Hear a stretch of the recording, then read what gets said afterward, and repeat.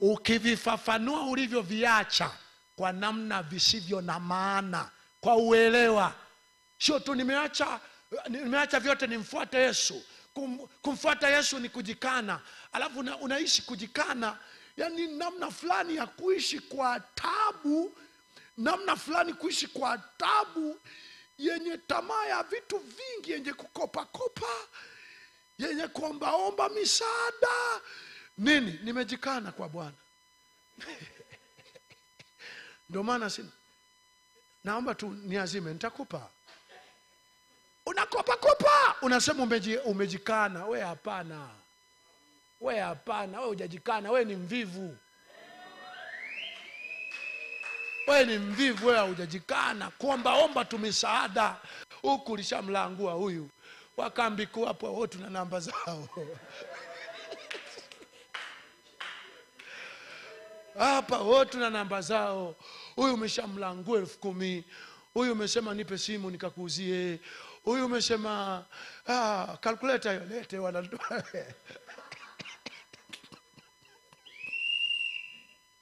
Wananunua wafanya biashara. Hiyo kubwa wananunua wachuo. Kila kitu unachokipata, umepata kiti hapo katika upande, kitumii hiki, lete nitaenda kuuza.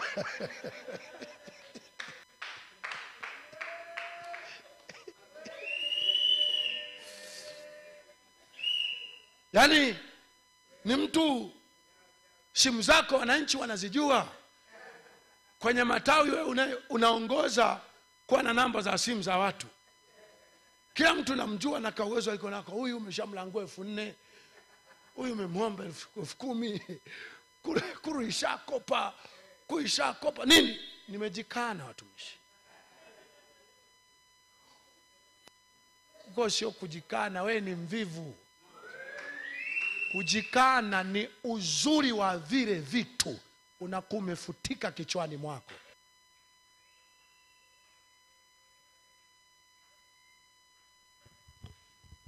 Paulo alisema naviona kama mavi. Sio litumia lugha gani?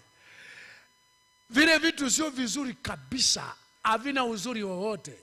Na kuhakikishia wewe ambaye umejaa kuomba, kukopa, hujajikana kaka mkubwa. Wewe ni tapeli.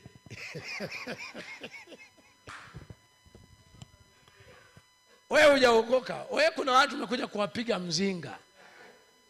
Na nataka niwahakishie mtu yoyote ambaye ishawahi kukuomba, hebu unashirikisha na watu wengine.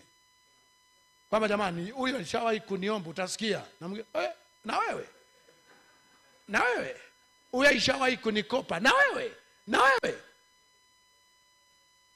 Huyu mtu hata ukitaka mgundue kwamba na tatizo hilo, akikuomba mara ya kwanza atarudia tena. Akirudia ujue sio peke yako.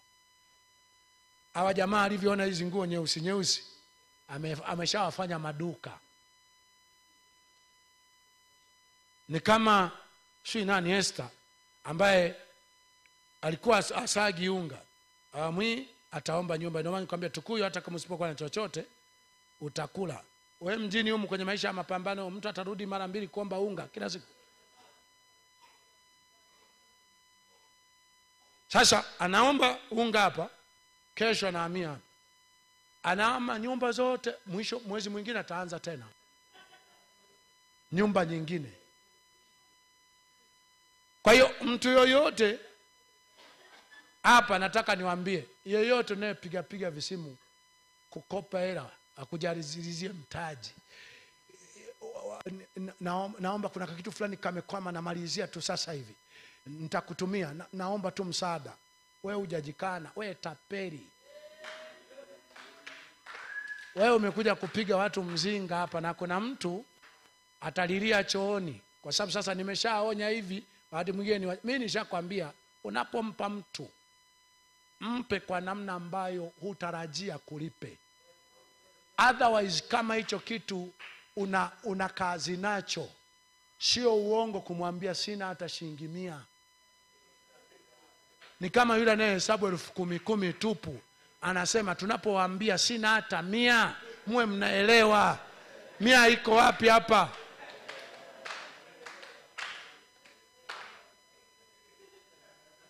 Sasa nataka nikwambie, pesa yoyote yenye matumizi fulani yaliyojipanga, kama unajua jamani kimpa hii hairudi, kwa sababu asilimia kubwa unajua hairudi, unamwambia hapana tumishi, sina hata 100.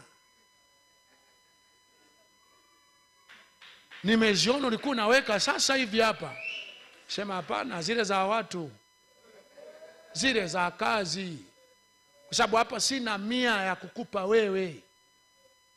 Yani ninazo ambazo zilikuwa zinaenda kufanya 1 mita, au unamwambia tu lugha fupi, ni za watu, kwa sababu unapoenda kujumua kitu nafikiri ni zako.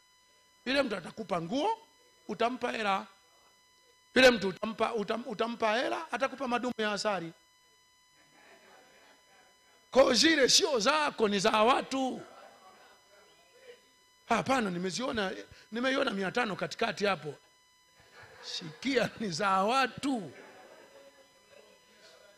Mbona kwa mbishi? Wala usishinda naye. Kanisani hatujaja tukusaidie pesa, tukukopeshe pesa. Kanisani tumekuja kwanza tudhibiti ule uzuri wa fedha, ule uzuri wa vyakula. Tuubadili mtazamo, unaona fedha ni jawabu la mambo yote.